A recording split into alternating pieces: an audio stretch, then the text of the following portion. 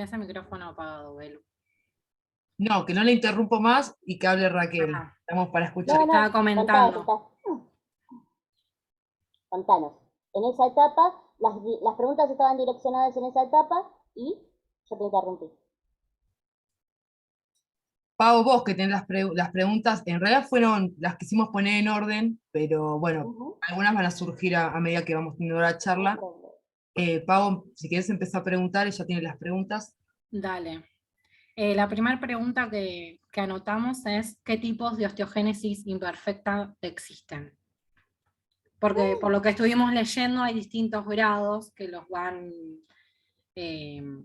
¿cómo se dice?, clasificando. Exacto. Las más frecuentes admitidas en los últimos años son 6, pero hay más, hay cerca de 10 ya. No son las más frecuentes. Es una patología muy variable por eso entre pacientes, porque hay muchos genes afectados que se combinan de forma diferente. Después, ¿cómo se manifiesta la osteogénesis imperfecta? Dani, si querés contestar alguna en particular o querés agregar algo, por favor, hacelo, Ok, no lo colgaste vos. ¿Cómo me dijiste cómo se manifiesta? Se manifiesta, sí. Okay. Lo más frecuente son las fracturas, pero también pueden manifestarse por huesos acortados, por ejemplo, en una ecografía se puede ver en un periodo de embarazo, en un periodo perinatal. Se pueden ver huesos largos que son cortos, engrosados, y otras manifestaciones de cráneo y demás que pueden hacer notar que un paciente podría llegar a tener osteogénesis. Si bien hay alguna que otra patología que puede combinar eso también, ya ante esas llamados de atención, entre comillas, tenemos que estar precavidos. Igualmente puede ser que eso no suceda, que aparezcan un niño que nace normalmente y después aparezca alguna fractura, e incluso puede haber adultos que tienen fracturas en la etapa adulta y tras largo peregrinar hacia el diagnóstico logran saber. Es muy variable la patología. Hay pacientes severos y hay pacientes muy leves. Y ahí también abarcaría el tema de las clasificaciones, ahí lo van clasificando, ¿no? Depende. Exacto, el tipo de signos y síntomas que tenga cada paciente. Manifestaciones así que se podrían ver a simple vista, digamos que pueden ser escleróticas celestes, azules o grises. Escleróticas es el blanco de los ojos, que en este caso no lo sería, en la mayoría de los casos, no en todos, pero en la mayoría de los casos. Esto de los huesos que le decía, que también se ve en un niño, tampoco es en todos los casos. Y los casos más leves son los del grado 1. El grado 2 es el más severo, o sea, como que no vamos por orden. El grado 1 es el más leve, el grado 2 es el más severo, que antes se decía que no iban a pasar la etapa de la niñez con vida. Eran los casos mortales, si bien hay más peligro de posibilidad de muerte prematura, digamos que no es en todos los casos. Hoy en día tenemos pacientes con grado 2 que llegaron a los 40 y pico, 50 y pico, y ahí están todavía llevando una vida lo más normal que pueden, ¿no? Después va el 3, que yo soy 3, Vanina creo que también, no sé si está segura, pero creo que el 3... Sí, también soy, pero en mi gemela también. Como que el 1 y el 3 son muy frecuentes, como más frecuentes, pero hay muchos.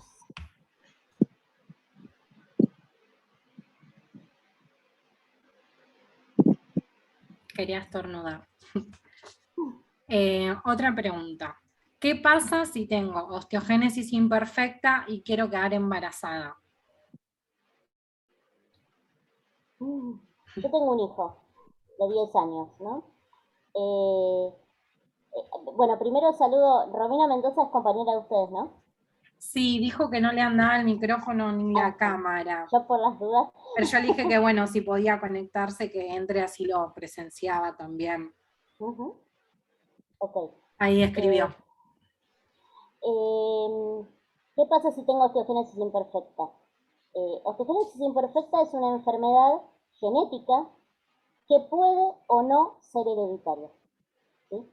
Yo puedo tener osteogénesis y puedo no heredarlo eh, en mi hijo, pero sí tengo que tener en cuenta que, que mi hijo podría llegar a futuro a tener un hijo con osteogénesis, porque ya familiarmente está la condición, digamos que está un poquito más que en otra familia que no tuvo ningún caso. Más allá de eso, es una patología que se puede dar, el gen se puede mutar de forma espontánea. Cualquier familia puede tener un hijo con OI por una mutación espontánea que todavía no se sabe por qué se puede dar. Entonces, si ya tenemos la patología y quiero quedar embarazada, habría que hacernos exámenes con mi pareja para que él también, en general se dice en el exterior que si hay otra persona, o sea, tu pareja, tiene también algún gen defectuoso que tiene que ver con el colágeno, ya si los dos tienen algún gen defectuoso por alguna patología del colágeno, es como que estaría todavía más difícil la posibilidad de no tener un hijo con alguna de las dos patologías de colágeno. Digamos que siempre habría que hacernos un estudio genético, si tenemos osteogénesis imperfecta, saber bien la determinación, pero en realidad no podemos asegurar que ese niño sea sano o herede la patología. No lo podemos asegurar. La otra pregunta era si era hereditario, pero bueno, ya está contestada dentro de la anterior. Puede o no serlo. Después, ¿con qué frecuencia visitan a sus médicos de cabecera? Vanina, contame con qué frecuencia. Eso no respondo. Ya viven ahí. No, yo sí es de urgencia, nada más. Mira, lo que suele pasar con nosotros es que en nuestra infancia, y bueno, ustedes que están haciendo un trabajo justamente sobre la infancia, en la infancia es el periodo, digamos, más complejo, porque el crecimiento y todo lo que se necesita del colágeno para fortalecer toda el área de musculatura y toda el área de los huesos, sobre todo, es bastante determinante en las fracturas. Además, porque los niños corren, juegan, saltan, hoy nosotros intentamos, no siempre con buenos resultados. Entonces, en esa etapa es donde se dan la mayor cantidad de fracturas en general. Los adultos tenemos también por el tema del desarrollo, eso nos ayuda, todo lo que son lo metabólico y demás, ayuda a tener un hueso más fuerte en la etapa en la que estamos a partir del desarrollo. A partir de la menopausia puede volver a incrementarse en algunos pacientes un poco más eh, la fragilidad. Por eso es que es importante hacer los tratamientos y demás. Me fui. ¿Qué era? ¿Hay algo que falta de responder? No, era con qué frecuencia visitan a sus médicos de cabecera y después viene una pregunta, ¿qué tipos de profesionales son los que ven? O sea, ¿qué especialistas? Ahí lo uno. Sí, antes nos mandaban a traumatólogos, era atender el trauma. El traumatólogo atiende traumas, no atiende nuestra patología. Y nos mandaban a traumatólogos y era el único médico del que veíamos. Hoy en día se sabe que el pediatra en los niños y un endocrinólogo en los adultos es el que debe acompañar al paciente en todo su tratamiento y control.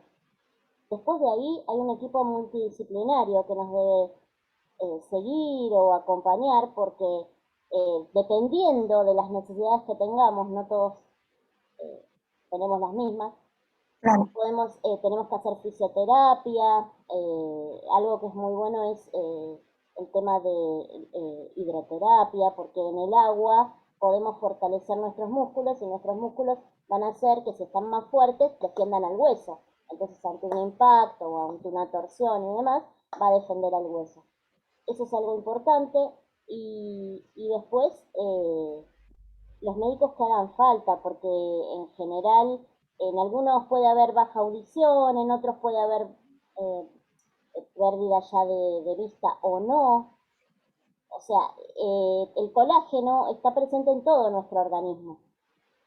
Entonces todos nuestros órganos sufren un poco, en algunos casos yo les explico que esta enfermedad del colágeno, en algunos casos de hoy está en déficit, o sea, hay poco colágeno, pero en otras clases de osteogénesis hay poco y encima el que hay es de mala calidad. Eso va a determinar la gravedad o no en la mayoría de los casos. Entonces, bueno, es tremendo. Cada uno lo va a visitar de diferente forma. Sí, Vani. en mi caso, por ejemplo, yo voy al neumólogo una vez al año o dos, porque uso un respirador de noche, un CPAP. Aparte de eso, hago fisioterapia, pero médico de cabecera me ve una para todo y de ahí me va derivando. Igual me mandaron de una endocrinóloga que decían que era la mejor de Rafaela y siempre me dijo, no, esta patología no es para mí, esta patología no es para mí. Bueno, tuve que irme, ¿qué va a hacer? A veces los médicos no saben lidiar con esto. Como los radiólogos tampoco, por eso también como estamos con esta carrera nos pareció súper interesante para nuestros compañeros y así sea para otros radiólogos también, ojalá que quede y se viralice y que también les sirva. Nosotros vimos en la página de ustedes también que hay como un manual de técnicas que son para radiólogos, así que nos pareció buenísimo, porque no están al tanto de esta patología.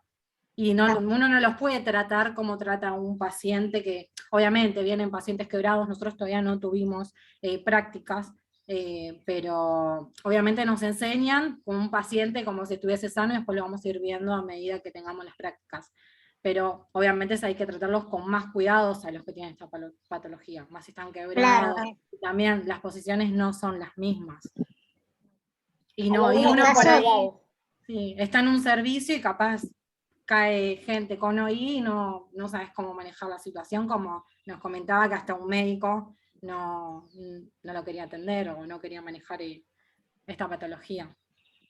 en mi caso Pero, acá en el sanatorio donde nos atendemos nos ha pasado más de una vez a mí y a mi gemela de ir quebradas y el radiólogo te levanta mal o para colmo no te toman como una persona adulta, nos ven como una criatura porque mide 1 metro y creen que soy una criatura chiquita. Entonces, por ahí yo voy sola o sin mis padres y entonces hacen como ellos quieren. Obviamente uno sale y grita y dice, pará, así no. Que el chico me conoce y lo reto al final. Porque no hay protocolos. La verdad, yo creo que no hay implementado protocolos en los hospitales, en las clínicas, y estas cosas hay que hacerlas notar, estas patologías, porque ustedes son personas que necesitan ese cuidado cuando se van a atender. Como bien dijiste vos, Vanina, no te pueden estar revoleando, no te pueden agarrar porque te lastiman. Entonces tiene que haber protocolo, y nos damos cuenta, hablábamos con mis compañeras, con las chicas, de que nos dimos cuenta que no hay protocolo, que vos le podés preguntar a un profesor, la mayoría de mis profesores ejercen, y no hay protocolos. Y Claro, Ese es el problema. no hay porque una vez también le comentamos a un profesor y nos dijo que nunca les tocó, pero que no le haya tocado no quiere decir que no exista. Yo no, creo no, que le ha tocado, porque para mí es casi imposible que no le haya tocado a un radiólogo alguna vez en su periodo de estar ejerciendo uno de nosotros, porque tenemos a lo largo de la vida tantas fracturas que yo creo que en algún momento le tocó, tal vez no se enteró, porque También tal vez puede no, ser. no Por lo ahí persiguió, no se recibió dio cuenta. algún menor, claro, y pensaban que era una fractura normal. O ni Claro. siquiera conocía a lo mejor la patología del radiólogo. También. Entonces lo toma como con otra discapacidad. Lo importante es que, bueno, ustedes se acerquen y ya es muy importante porque estimo que todos ustedes o muchas de ustedes van a terminar ejerciendo esta carrera y es muy valioso que alguien que va a tener contacto sí o sí, en algún momento se van a cruzar, yo estoy convencida de eso, que en algún Y momento se más van a también cruzar si con algún trabajamos paciente. por ahí en algún hospital que es de Ujú, niños, el Garrahan o alguno que es ujú. especialista en niños, debe ser muy frecuente. Hay varios, sí, sí, sí. Sí. Otra pregunta, ¿qué tratamientos hay acá en Argentina? Ujú.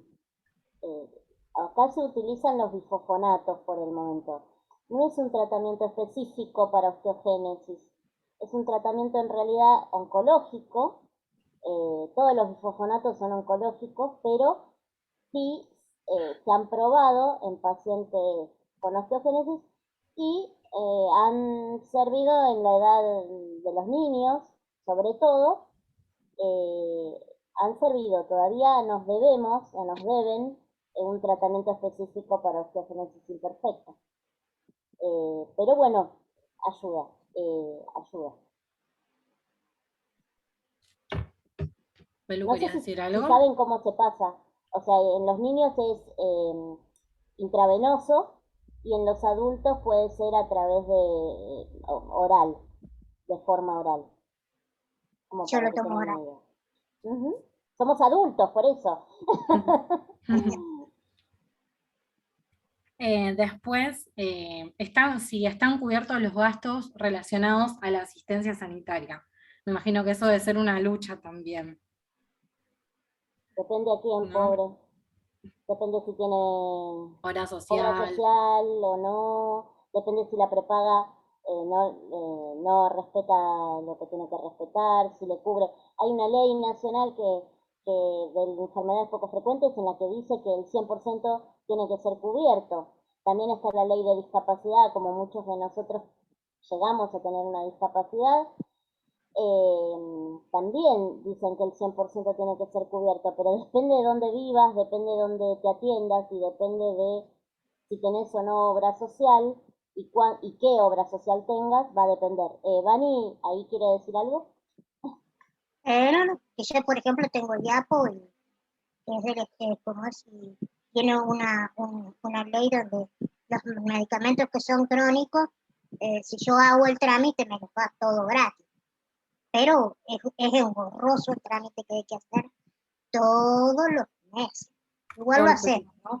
Porque es mucha la medicación que consumimos, entonces no queda otra. Pero igual, conseguir la silla de ruedas o cualquier cosa que sea, es muy, muy difícil.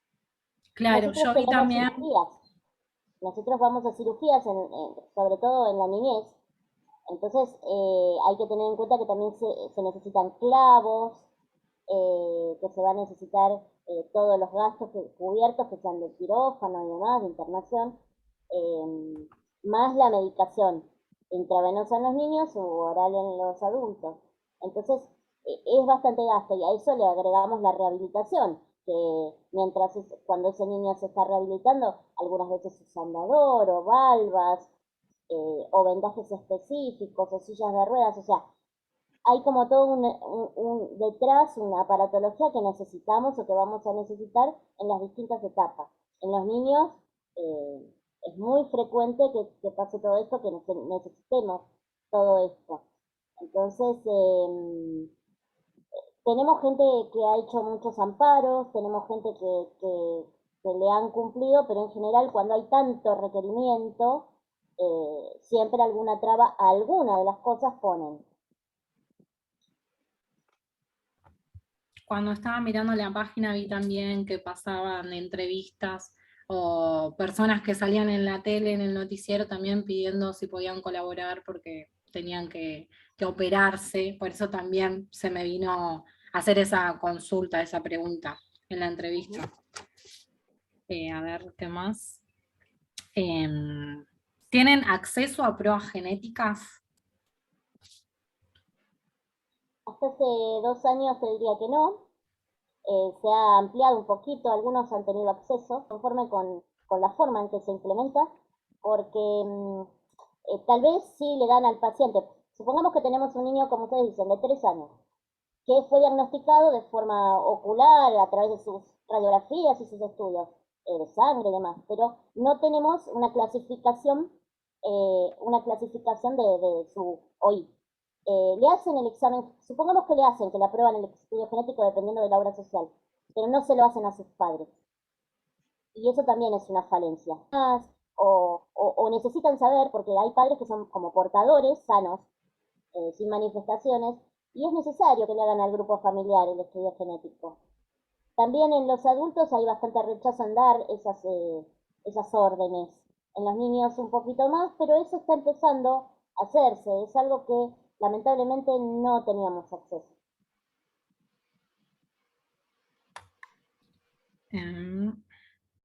¿Cómo afecta la calidad de vida?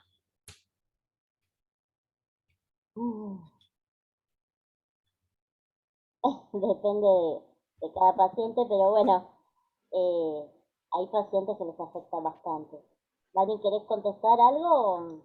Y bueno, nosotros la calidad, sí, bueno, la calidad de vida se complica. Yo hasta los 30 pude caminar sin usar muletas ni nada y fui a un remis en la casa de mi tía o a diferentes lugares. Luego quedé en silla de ruedas a los 30 y deportes para llevar una silla de ruedas motor. Entonces ya como que te vas encerrando un poquito más en casa, aunque no me guste el encierro, pero bueno, no queda otra. Así que es bastante. Pero lo que es dentro de la casa, yo y Vanessa nos movemos bien. Nos bañamos sola, nos cocinamos sola, limpiamos nuestro cuarto sola, arreglamos la ropa, todo eso, y bien. A algunos les cuesta más y a otros no. Dependiendo de la atención, los cuidados que hayamos tenido, los tratamientos a los que hayamos accedido o no, la constancia que hayamos tenido o no, porque esto es algo con lo que se nace y estás toda la vida teniéndote que ocupar de tu salud. Entonces a veces es algo desgastante que hace que algunos pacientes dejen en algún momento sus tratamientos y después lo retomen cuando ya están un poco con ciertas, como decimos nosotros, más jodidos. Entonces, bueno, cuando son patologías crónicas, a veces los pacientes en el medio dejan muchas veces los tratamientos y eso también es una condicionante, ¿no? En mi caso nunca había hecho tratamiento. Yo. Hasta los 30, y a los 30 estoy tomando alendronato, pastillas, más de todo para calmar el dolor de hueso. Nosotros desde la organización lo que tratamos siempre a los nuevos papás que tienen alguna familia diagnosticada es justamente eso, que empiecen desde muy chiquitos, porque no es lo mismo hacer los tratamientos en la edad pediátrica que ya cuando estamos adultos y ya tuvimos todo un pasado de fracturas y de densidad ósea que fue bajando, ¿no?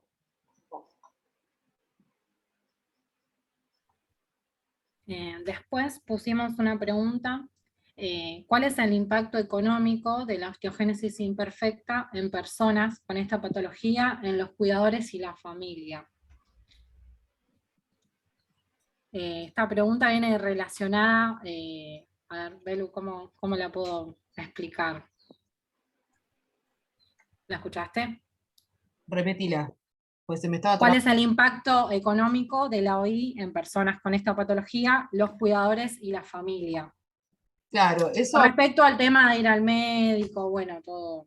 Claro, el tema, bueno, Raquel estuvo comentando, el tema de cambiar las sillas, el tema de todo lo que implica, lo engorroso que es el tema de las operaciones, la obra social que no cubre, o te cubre a mitad, y depende si tenés o no tenés obra social, que en cada etapa de la vida tenés, por ejemplo, uno cuando es un chico tiene una cierta, como ella dijo, una silla, que a la etapa de adultez no la tenés otra, y hay un movimiento monetario atrás de todo eso, y también el tema medicaciones, ¿no?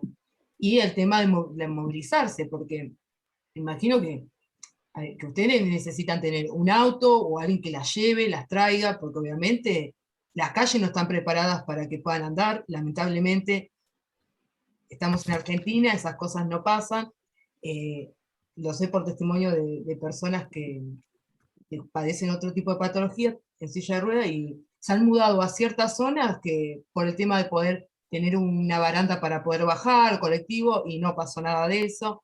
Entonces tampoco está preparado ni siquiera la calle para eso. Más allá que no hay protocolos, tampoco hay una calle, tampoco te ambientan para que uno pueda sobrellevar o ser más llevadera la situación. Creo que la pregunta va más por ese lado, pero Raquel ya la había contestado, que el tema monetario es mucho gasto en todos los aspectos que uno lo vea, y también se hace un gasto doble cuando no hay una obra social que te cubra o no te ayude, también hay un cansancio atrás de todo eso. En las familias que hay en el grupo, con los que yo hablo, que son varios, su posición económica no es buena. Ya donde, por ahí, no pasa en todas las familias, pero ya donde hay una criatura con discapacidad, son muchísimos más gastos por todo. A veces hacer un recurso de amparo te sale tanto, y para conseguir una silla te sale tanto. Nosotros recorrimos 9 abogados y ninguno quiso hacer un recurso de amparo hasta que conseguimos uno que se apiadó de cómo conoció el caso nuestro. Bueno, vivimos casi prácticamente solas, mi mamá es independiente, nosotros también. Nosotros vamos, hacemos trámites, venimos en una silla motor. Ahora porque las tenemos. Pero gracias a este abogado. Pero si no, vos vas de un abogado y no te hace un recurso de amparo gratis, ni en sueño. Yo Bueno, también tengo amparos, tengo 2 amparos, uno fue por la silla y otro fue por unas horas que me cubran unas horas de asistente. En general, es como dice Vani, ¿no? Casi siempre, por suerte no en todos los casos, pero casi siempre tenemos que llegar a un amparo para conseguir los elementos más caros. Y para una familia yo considero, ustedes me dicen cuánto cuesta, ¿no?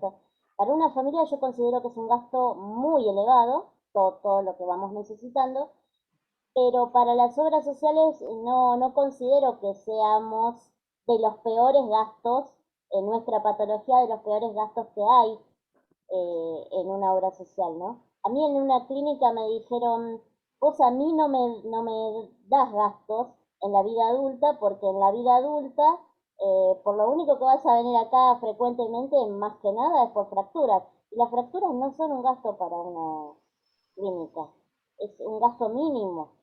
Lo que por ahí es más valioso es el tema que les comentaba antes, ¿no? Las cirugías, los clavos, todo eso que es más en la niñez, o en la adultez, en alguna situación especial que tengamos alguna fractura compleja en la que tengamos que ser intervenidos, y bueno, ahí ya sí, va a ser muy elevado.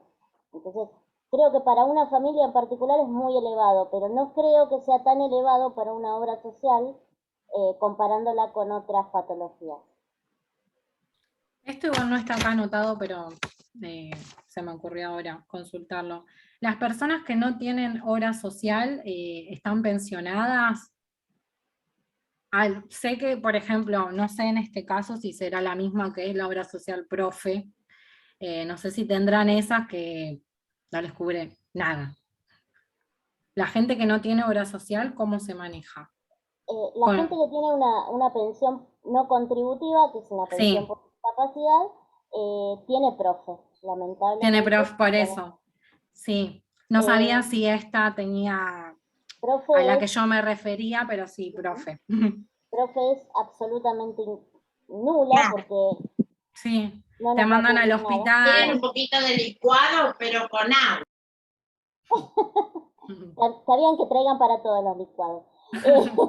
Me hace calor. Sí. No, profe es como tener nada, lamentablemente, entonces Sí. casi siempre tenés que recurrir a un recurso de amparo ahí directamente accionando sobre el Ministerio de Salud para lograr que te cubra alguna cirugía, por ejemplo. Lo que pasa es que tampoco todos tienen acceso a la información, no todos saben eso, entonces se hace todavía más difícil. Igual, como dijo Vani, por ahí lo sabés y no encontrás un abogado que quiera jugarse a hacer un recurso de amparo al Ministerio de Salud. Va a depender. Después, yo en mi caso personal tengo PAMI. ¿Por qué? Porque los que tenemos pensión desde antes de 1987, desde antes de 1997 tenemos PAMI. Y todos desde el 97 en adelante tienen profe. No es que sea la gran cosa, chicas, PAMI, pero bueno, es más que tener profe. Sí.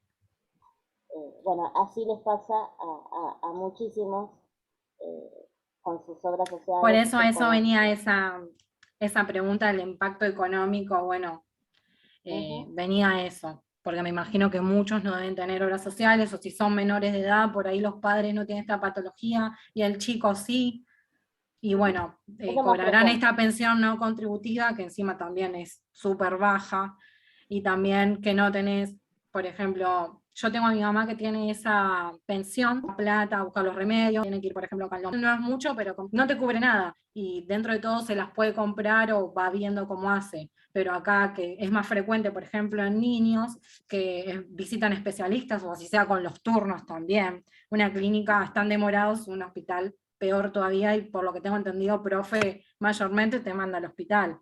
Es como no tener nada. Nada. Ya. Eso es algo por lo que hay que seguir peleando. Igual ayuda mucho así los grupos de Facebook también, ¿no? Que se donan sillas o cosas que tengan, está muy bueno que se ayuden. Eso también lo vi. A ver. Después una pregunta, bueno, relacionada que nosotros hablábamos en la niñez, si lleva algún manejo especial en los bebés que tienen esta patología. Sí, dependiendo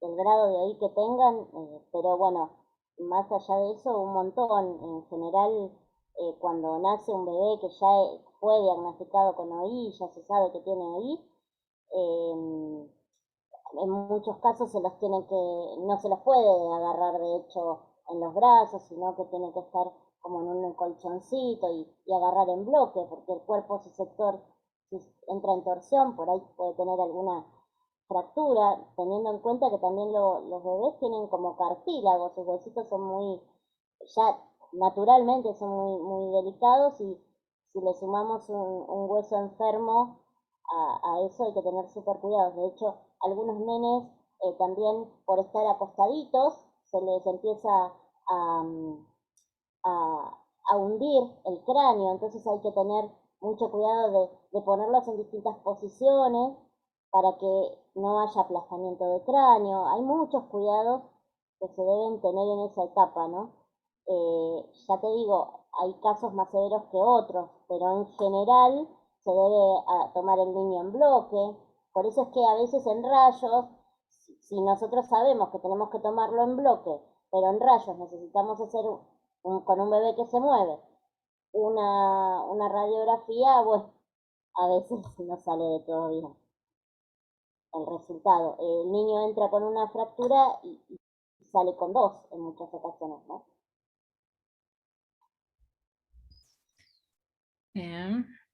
¿De niños son más frecuentes las fracturas que en un adulto? Sí, en general sí. Después, si han mejorado los tratamientos a lo largo del tiempo. Antes no había. No había directamente. No había. En nuestra época no había. En Argentina yo fui a hacer un examen, en prueba en Canadá, por eso tuve que entrar en un estudio de investigación para hacer uno de los tratamientos que ahora se utiliza, pero ahora se utilizan adultos. Yo lo probé, me lo probaron a mí en niños, un bifosfonato que se utiliza hoy en día en adultos. Antes no había. Lo primero que hay es esto que les contamos hoy, los bifosfonatos. Ahora se están haciendo investigaciones. El futuro, los que saben dicen que está en trabajar con células madres y otras cosas. Todavía no lo sabemos. todavía está en investigación. Se están haciendo investigaciones por lo menos ahora. En este país no, se están haciendo afuera. Pero bueno, esperemos que den frutos y que podamos mejorar en eso. ¿Esta patología solo ataca a los huesos o con el tiempo puede afectar alguna otra parte del cuerpo? Desde siempre afecta a todo lo que es relacionado con el tejido conectivo. Es una patología del tejido conectivo. O sea que todos los órganos que necesitan del colágeno, todas son desde siempre afectadas. Lo que pasa es que el colágeno en los huesos es todo, digamos, casi. Tiene mucho que ver el colágeno en los huesos, es lo que le da firmeza, entonces se manifiesta más ahí, pero en realidad todos nuestros órganos se ven afectados con la carencia de colágeno. Pues, ¿es recomendable hacer algún deporte? ¿Qué tipo de deporte? ¿Es recomendable hacer deporte? ¿Qué tipo de deportes? Es recomendable hacer todo lo que se pueda hacer siempre. Sí, todo lo que se pueda hacer. A priori, como dije antes, hidroterapia o natación, en todos los niños está funcionando súper bien, hasta en aquellos más severos, aunque sea que mueven sus miembros en el agua, aunque sea en un caso tan severo como ese. Hidroterapia y natación va a ser bueno para todos. Y después cada uno lo que pueda, dependiendo de su... Yo, por ejemplo, siempre hago hidroterapia, o en mi casa, cuando no estoy asistiendo a hidroterapia, en mi casa tengo una pileta y hago mis rutinas de ejercicios ahí.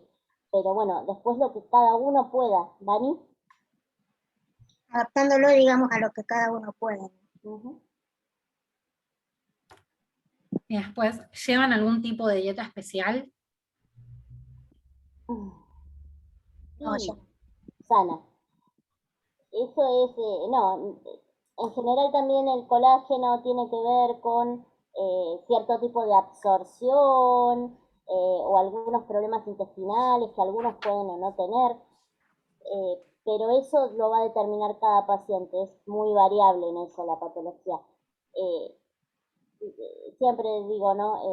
La dieta especial es la dieta sana para nosotros, sana, sin esos elementos como jugos o gaseosas que hacen tanto daño al hueso. Sí. El cigarrillo no porque lo detesto, pero el alcohol no sé, no me jodas tanto, Dani. Una vez cada tanto se puede. Una vez cada tanto. Pará, no querés que tenga vida, ¿cómo? No, bueno, lo más sano posible. Y si podemos, y si nos hace falta, y ante un estudio sale que necesitamos calcio o que necesitamos vitamina D, que es algo recurrente en nosotros, bueno, ahí sí intensificar en nuestra dieta eso, si es que no necesitamos tomarlo de forma medicamentosa. En algunos casos sí, en otros no. Esos dos son como a veces necesarios. Claro. Y no tenemos más preguntas. 17 eran. Zafamos de las prohibidas. Bueno, al final nos dejaron solas.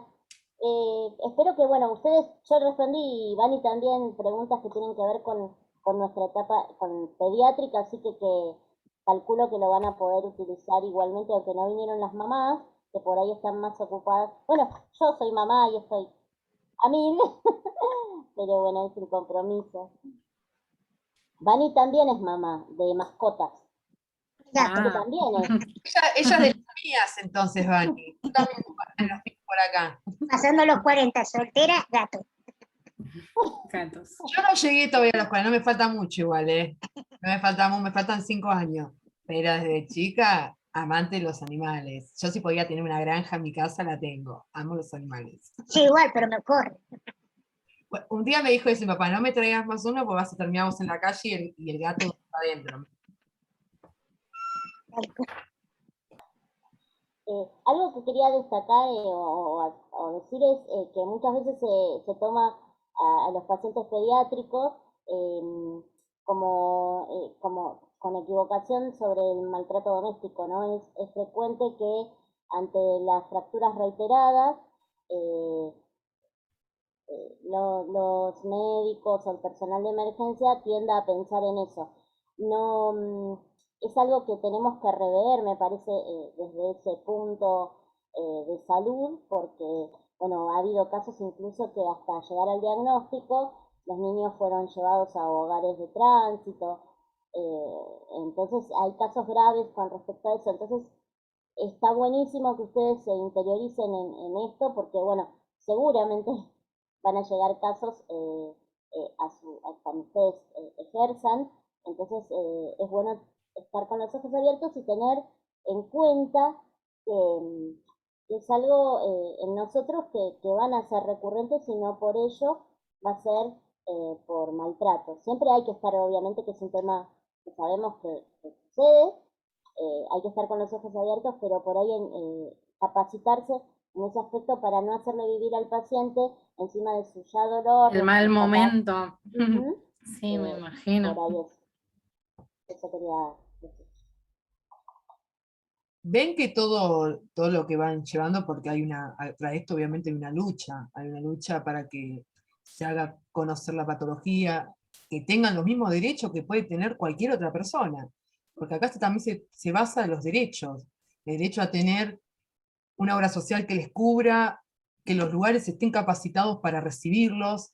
Hay una lucha continua. Hoy cuando las escuchaba hablar el tema de que los abogados no quieren tomar, no quieren ejercer el amparo, no te lo quieren hacer, y uno dice, no, ¿dónde está el Estado atrás de todo esto? Porque estas cosas pertenecen al Ministerio de Salud, y el Ministerio de Salud tiene noción, ¿por qué no lo hacen? Entonces es una lucha que yo admiro mucho, bueno, tuve la dicha de poder charlar hace unas semanas con Raquel. Hay una lucha muy fuerte y nosotros lo que podamos acompañamos. Hoy nos toca ser también comunicadoras, porque esto lo vamos a trasladar a nuestro trabajo, a que los compañeros exponerlo, que los compañeros lo sepan. Eh, pero sí, sí hay yo la verdad las escuchaba hablar y trato de ponerme sus zapatos, sé que no puedo, pero trato, y entiendo las frustraciones que hay atrás, a veces porque uno con sus líos, sus problemas, a veces quiere mandar allá que vuele, y, y entiendo que las frustraciones también que le llegan a usted, o que se le cierra una puerta, y siguen luchando, y a no bajar los brazos, que esto se va a imponer. Yo sé que de a poco, hace años atrás, 20 años atrás, 15 años atrás, nadie sabía. Hoy uno ya empieza a saber, porque hoy nosotras como grupo nos interiorizamos en saberlo más más allá de nuestro proyecto, porque es algo que nos interesa, es algo que lo queremos abarcar desde profundidad, pero todos escucharon hoy con personas prácticamente de mi edad, más grandes, se escucha, uno la conoce, uy, esta enfermedad no, también la conoce como una osteogénesis imperfecta, pero sí como los huesos de... Huesos de cristal. Entonces es como que yo me doy cuenta que la gente empieza a saber. El tema es que lleguen a entender y lleguen a saber con profundidad de qué se trata. Yo tal vez lo palpo un poco más porque la lucha también de ustedes. Tengo una amiga que la nena de ella tiene esclerosis tuberosa en grado 3. La lucha de que se le cierran las puertas, que no la amparan, que no le dan los medicamentos correspondientes, y millones de cosas. Entonces yo, mientras escuchaba hablar, se me veía también a la cabeza la lucha de mi amiga con su nena. Así que a no aflojar, toda la fuerza, las admiro muchísimo, toda esa valentía, porque tienen una sonrisa las dos, y eso no es poco. Y todo eso es de valer mucho. La verdad las admiro muchísimo las dos, y a no aflojar en lo que podamos, vamos a ayudar. Yo te vuelvo a decir, Raquel, voy a hablar con mi coordinador para ver si se puede llegar que puedan asistir a la Cruz Roja y poder darnos una charla a todas las carreras. Esto tiene que llegar, pero es la fuerza de la voluntad de las mismas personas también, ¿no? A colaborar y ayudar. Pero Y bueno, que el día de Gracias. mañana, Gracias como a ustedes. radiólogos, estemos capacitados para poder atenderlos como se lo merecen. porque el Eso les iba a decir, ¿no? Que es para nosotros el principal objetivo, o sea, que ustedes se acerquen y que estudiantes de radiología puedan tener estas inquietudes, me parece que es lo principal para nosotros en estos encuentros, ¿no? Y valoramos desde ya ese compromiso, ¿no? Porque cuando uno está estudiando algo no sabe del todo cómo va a ser cuando lo ejerza, pero se va acercando bastante. Y bueno, A la realidad. Sí. ese compromiso es el que se tiene que seguir manteniendo y bueno, eso, les deseo que siempre estén con ese compromiso para dar cada día lo mejor en lo que hagan. y esperemos que se amparen con leyes, que haya leyes que las respalden, que se capacite a todos los radiólogos, no solamente tal vez nosotras porque elegimos abarcar este tema, la patología, pero que se ha inculcado en las carreras, que se ha inculcado, que se pueda hablar, que se sepa. Así como, por ejemplo, hace poco nos dieron RCP, que también hablen de Muy importante. posiciones para esta patología. También estuviese buenísimo que todos por lo menos tengan como un cursito de posiciones especiales. Esa Claro. es nuestra idea, que estaría buenísimo. También, obviamente, se lo vamos a comentar a nuestros compañeros. Después voy a bajar el PDF que está en la página de ustedes, que están todas las posiciones, que lo leí, no todo porque es largo, pero bueno, en profundidad. Estamos con Hay una muchos versión, exámenes también, hay una versión pero para completa, que lo vean.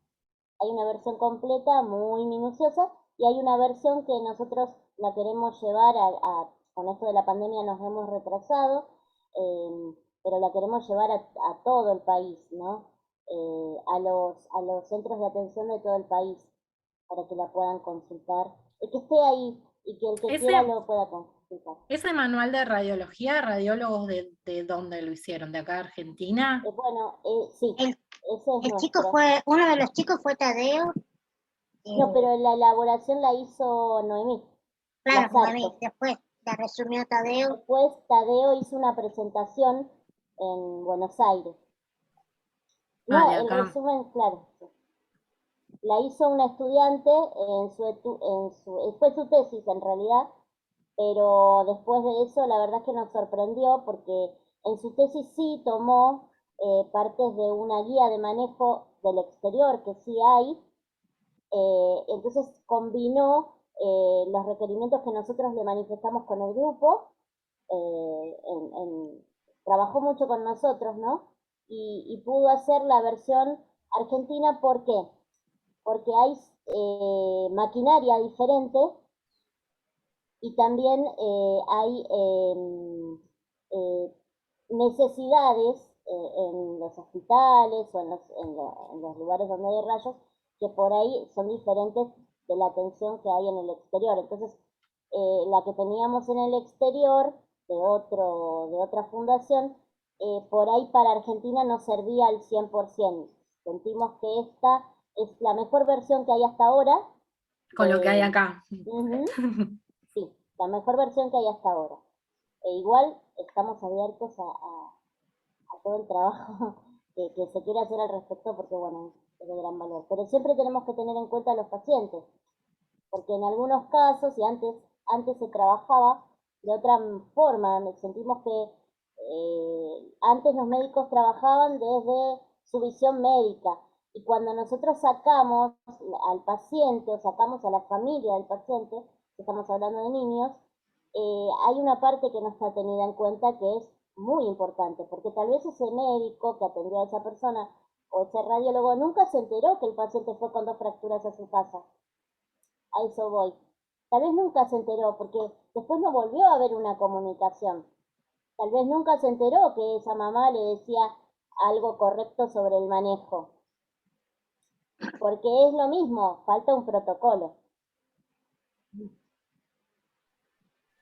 Claro. Yo la verdad totalmente apoyaría que el manual, porque lo estuvimos viendo, se tendría que totalmente poner en todas las carreras de radiología, en los traumatólogos lo tienen que leer, porque es como bien dijiste Raquel, hoy va por un tema de no haber tenido una capacitación uno como agente de la salud, porque no te lo enseñaron a poder ver, poder distinguir, pongámosle un previo diagnóstico, y como bien dijiste, el chico entra con una fractura y sale con 2, con 3, ¿pero por qué? Porque no hay una capacitación, porque nadie le enseñó a ese técnico, a ese traumatólogo, a ese médico, cómo relacionarse, cómo tratarlos, cómo el cuidado que tiene que llevar, por una falta de capacitación. Tiene que estar implementado una capacitación, poder darse cuenta si ese chico presenta la patología, el cuidado, cómo sostenerlo, cómo sentarlo, cómo acostarlo. Pero tiene que haber una capacitación. Yo totalmente apoyo que haya un manual, que los profesores expliquen el cuidado y cómo tratarlos. Yo pienso que, y más los que vamos a tener contacto con fracturas, como tanto los traumatólogos como los técnicos radiólogos, estamos en contacto. Yo te digo, yo sin saberlo te apoyo, capaz te digo no, pero te empujo, no es que te empujo, pero te apoyo más al Potter Buki, y yo capaz haciéndote así, te lastimo más, pero yo desde mi ignorancia, por no saberlo. Entonces son cosas que tienen que estar implementadas, se tiene que conocer, se tiene que dar a conocer, y nada, hay que impulsar leyes. En este país necesitamos leyes que amparen, que las cuiden, que los cuiden, que los proteja, que se sientan contenidos, que es lo que creo que luego comentábamos con las chicas, que decíamos, tal vez de acá hace 40 años atrás era distinto, pero me da tristeza tal vez escuchar, Raquel, que no se avanzó en muchas cosas, en muy poquitas cosas, y digo, ¿cómo puede ser que sigamos en la misma situación de 40 años atrás? Y porque nadie le prestó atención, digamos, hablamos de un Ministerio de Salud, que no se le prestó atención, que no se les tomó con la seriedad que tendría que haberse tomado el tema. Entonces son cosas que yo hablaba con las chicas, digo, seguro digo, habrá habido unos cambios abismales, y es triste para uno saber que no es así, que es muy poquito lo que se pudo conseguir. Pero todo, yo considero que todo es un sacrificio y todo atrás hay una lucha. Siempre digo que las mejores cosas que han pasado en el mundo, hubo una lucha atrás, por los derechos. Entonces, a no bajar los brazos y a luchar, a luchar. Sé que esto, el día que vea una ley impuesta, me va a alegrar muchísimo. Yo, desde mi lugar, mi humilde lugar, como considero a mis compañeras, mis amigas, donde podamos ayudar, vamos a ayudar, donde tengamos que llegar, vamos a llegar, cuenten con nosotras. Yo igual, vuelvo a decirte que esto no va a quedar en palabras, voy a hablar con el coordinador cuando se pueda hacer una charla para que puedan ir. Yo creo que más gente se dé a conocer, más llegada va a tener, porque yo, por ejemplo, hoy me senté ya hace semanas a hablar con mi familia y les fui contando, y los interiorizo, porque uno inconscientemente o conscientemente empieza a hablar de esto, de aquello, y Yo, por ejemplo, mañana tengo una entrevista por hoy, y uno va comentando, entonces y se van informando también. exactamente, se va informando. Entonces yo esto se lo cuento a mi familia, mañana veo a mi amiga y se lo cuento, uy, ¿sabes? O después de esta entrevista, tuvimos una entrevista, y ahí ya se va comunicando, se va informando. Exacto. Todo eso ayuda un montón para todos nosotros, para el grupo en sí. Gracias. No, a ustedes por participar de la entrevista. A ustedes, no Muchísimas gracias. le robamos más tiempo. Le robamos Bueno, más que les salga lindo todo, que puedan dar lo mejor. Te Bueno, prometo, Raquel, que cuando terminemos todo el trabajo, yo te voy a mandar una copia del trabajo para que lo leas. cuando hagan así, ya terminé. Nos pidió la profe que que sea como un manual, como un libro, con índice, con todo, así que estamos con eso. Y además, hay compañeros que eligieron distintos temas, porque podías elegir lo que quieras, no solamente patología, es un proyecto de investigación para la materia. Y los temas que eligieron, nosotros con este estábamos súper relacionados a la carrera y reenganchadas, porque el día que elegimos el tema, después yo le dije a las chicas, me voy a poner a buscar en Facebook, le digo, mirá, Y les empecé a mandar y llegamos a ustedes a través del Facebook, de lo que es una red social, está